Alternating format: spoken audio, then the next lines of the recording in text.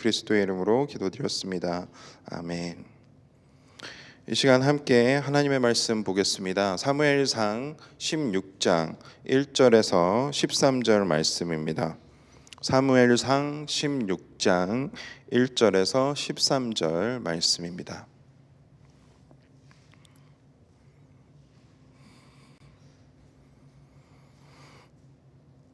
저와 여러분이 한 절씩 교독하시고 마지막 13절 말씀은 한 목소리로 읽도록 하겠습니다. 사무엘상 16장 1절에서 13절 말씀입니다. 여호와께서 사무엘에게 이르시되 내가 이미 사울을 버려 이스라엘 왕이 되지 못하게 하였거늘 네가 그를 위하여 언제까지 슬퍼하겠느냐. 너는 뿔에 기름을 채워 가지고 가라. 내가 너를 베들레헴 사람 이새에게로 보내리니 이는 내가 그의 아들 중에서 한 왕을 보았느니라 하시는지라. 사무엘이 이르되 내가 어찌 갈 수 있으리까. 사울이 들으며 나를 죽이리이다 하니 여호와께서 이르시되 너는 암송아지를 끌고 가서 말하기를 내가 여호와께 제사를 드리러 왔다 하고 이새를 제사에 청하라. 내가 내게 행할 일을 가르치리니 내가 내게 알게 하는 자에게 나를 위하여 기름을 부을지니라. 사무엘이 여호와의 말씀대로 행하여 베들레헴의 이름에 성읍 장로들이 떨며 그를 영접하여 이르되 평강을 위하여 오시니라이까. 이르되 평강을 위함이니라. 내가 여호와께 제사하러 왔으니 스스로 성결하게 하고 와서 나와 함께 제사하자 하고 이새와 그의 아들들을 성결하게 하고 제사에 청하니라. 그들이 오매 사무엘이 엘리압을 보고 마음에 이르기를 과연 주님 앞에 있도다 하였더니 여호와께서 사무엘에게 이르시되 그의 용모와 키를 보지 말으라. 내가 이미 그를 버렸노라. 내가 보는 것은 사람과 같지 아니하니 사람은 외모를 보거니와 나 여호와는 중심을 보느니라 하시더라. 이새가 아비나답을 불러 사무엘 앞에 지나가게 하매 사무엘이 이르되 이 또 여호와께서 택하시지 아니하셨느니라 하니 이새가 산마로 지나가게 하매 사무엘이 이르되 이도 여호와께서 택하시지 아니하셨느니라 하니라. 이새가 그의 아들 7을 다 사무엘 앞으로 지나가게 하나 사무엘이 이새에게 이르되 여호와께서 이들을 택하지 아니하셨느니라 하고 또 사무엘이 이새에게 이르되 네 아들들이 다 여기 있느냐. 이새가 이르되 아직 막내가 남았는데 그는 양을 지키나이다. 사무엘이 이새에게 이르되 사람을 보내어 그를 데려오라. 그가 여기 오기까지는 우리가 식사 자리에 앉지 아니하겠노라. 이에 사람을 보내어 그를 데려오매 그의 빛이 붉고 눈이 빼어나고 얼굴이 아름답더라. 여호와께서 이르시되 이가 그니 일어나 기름을 부으라 하시는지라. 함께 있습니다. 사무엘이 기름 뿔병을 가져다가 그의 형제 중에서 그에게 부었더니 이날 이후로 다윗이 여호와의 영에게 크게 감동되니라. 사무엘이 떠나서 라마로 가니라. 아멘. 이제 사무엘은 하나님의 명령을 받고 하나님께서 포기하신 그런 사울 왕을 놔두고 새로운 왕을 세우는 데에 동참을 하게 됩니다. 사무엘 입장에서는 굉장히 부담스러운 시간이었을 것입니다. 왜냐하면 왕의 입장에서 이 사건을 봤을 때는 이것은 어쩌면 반역일 수도 있고 또 쿠데타처럼 그렇게 굉장히 역모로 보이는 그러한 행동이기 때문에 하나님께서 물론 하나님께서 하시는 일이기 때문에 사울 왕도 어쩔 수 없이 그렇게 감당해내야 되는 결과일 것입니다. 그런데 어쨌든 사무엘은 하나님의 말씀에 온전히 순종하고 그 부담을 신경 쓰지 아니하고 오직 하나님의 말씀만 순종해서 다음 왕을 세우는 자리에 참여를 하게 되는 것을 우리는 보게 됩니다. 근데 이제 사울이 다윗에게 기름을 부으는 과정 속에서 우리가 곰곰이 살펴보면 이때 당시에 사람들의 어떤 생각 안에, 가치 안에 어떠한 왕을 바라고 있는지, 어떠한 왕이 될 만한 사람인지를 그 인간적인 그런 가치가 안에서 생각해 왔다라는 것을 우리는 알 수 있습니다. 이때 당시에 중요한 가치로 생각을 했을 것들은 뭐 혈통, 그리고 어디 출신인지, 또 키가 큰지, 사람에게서 그런 왕 같은 카리스마가 나오고 있는지. 아마 사울 왕은 그랬던 사람이었던 것 같습니다. 키도 컸을 것이고 카리스마가 있었고 또 정말 외모로 봤을 때에 정말 왕이 될 만한 사람이구나. 사람들한테 인기도 얻었을 것이고 칭송을 받았을 것입니다. 그런데 하나님께서는 그러한 외모를 보시지 않는다라고 분명하게 말씀하시면서 하나님께서는 중심을 보신다라는 말씀을 하셨습니다. 이 중심이라는 것이 어떤 것을 의미할까요?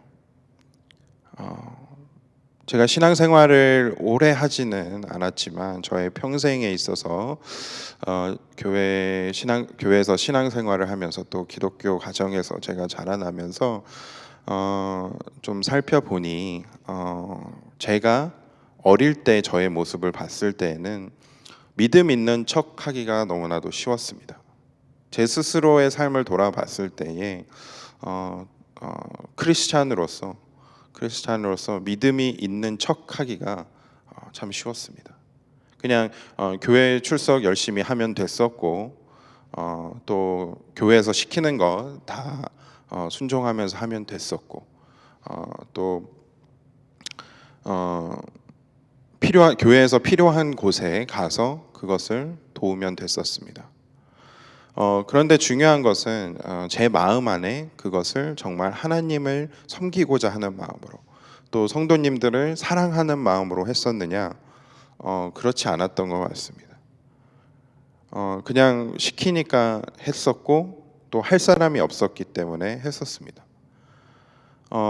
그런데 그것을 하나님께서 기뻐 받으셨을까라고 생각을 해보면, 물론 하나님 아버지의 입장에서라면, 아버지의 마음으로서는 제가 그렇게 교회에서 신앙생활을 하는 것이 그렇게 밉지는 않았을 거는 같습니다. 그런데 그것이 올바른 신앙생활의 모습이었냐? 그것은 분명히 아니었다라고 저는 분명히 말할 수 있는 것이죠. 왜냐하면 저의 중심에는 진심이 없었기 때문입니다. 사랑이 없었고 또 하나님을 사랑하는 마음이나 또 성도님들을 사랑하는 마음으로 신앙생활을 했던 것이 아니었던 거죠. 그런데 주변 분들은 제가 어릴 때부터 형석이는 믿음이 좋은 아이구나 라고 많이 말씀을 하셨던 것 같습니다. 그만큼 우리는 우리의 삶을 스스로 포장하기를 참 잘해요. 그리고 있는 척하기, 또 잘하는 척하기, 또 대단한 척하기를 또 너무나도 쉽게 할 수 있는 것이 바로 인간의 본 모습이지 않나라는 생각을 하게 됩니다.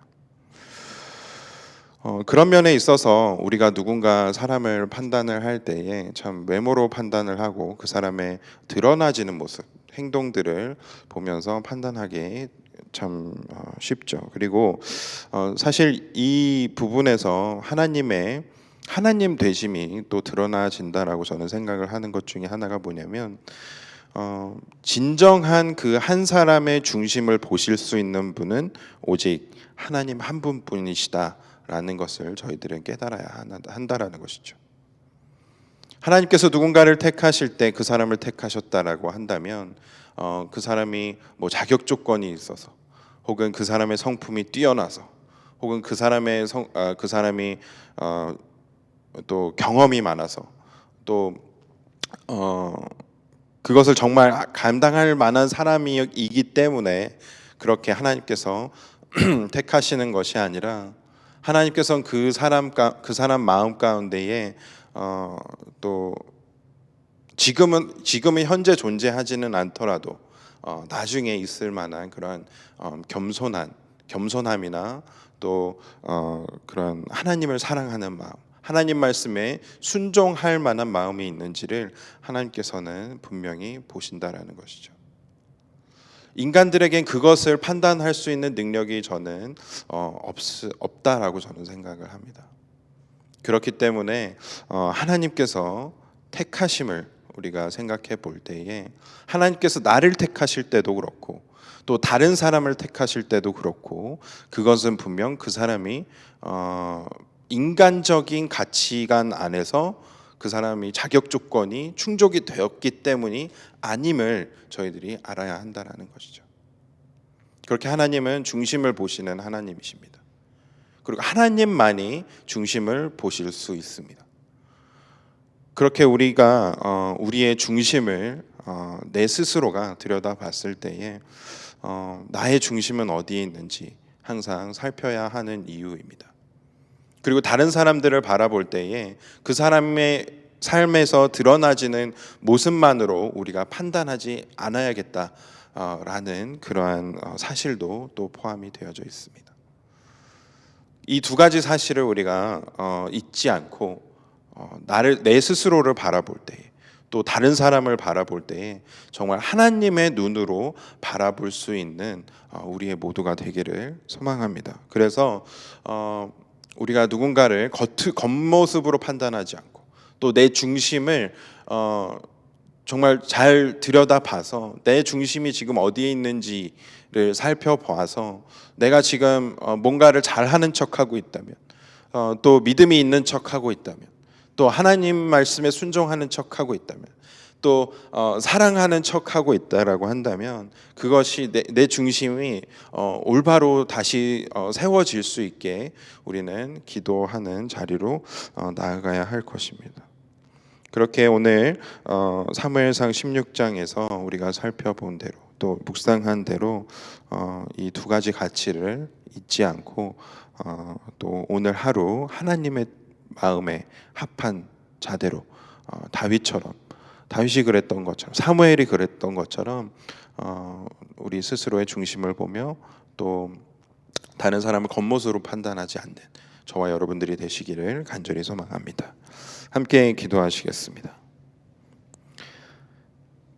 사랑이 많으신 하나님 감사합니다. 하나님께서 누군가를 택하시고 또 하나님의 일에 사용하실 때에 하나님께서는 그 사람의 중심을 보신다라고 말씀하셨습니다.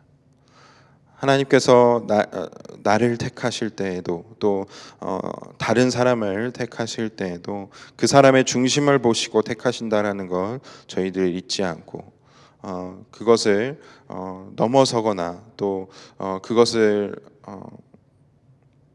무시하고 판단하거나 또 내 스스로를 바라보지 않을 수 있도록 도와주시옵소서.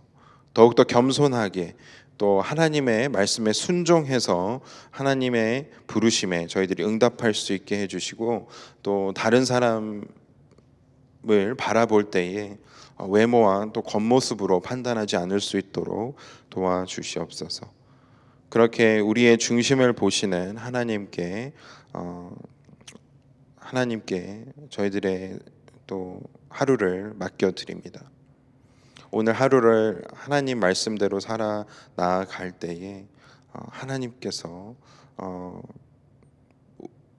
보시는 우리의 중심이 어디에 있는지를 우리 또한 발견할 수 있도록 허락하시고 또 다른 사람을 바라볼 때에도 하나님의 눈으로 바라볼 수 있도록 오늘 하루 저희들의 삶을 이끌어가 주시옵소서.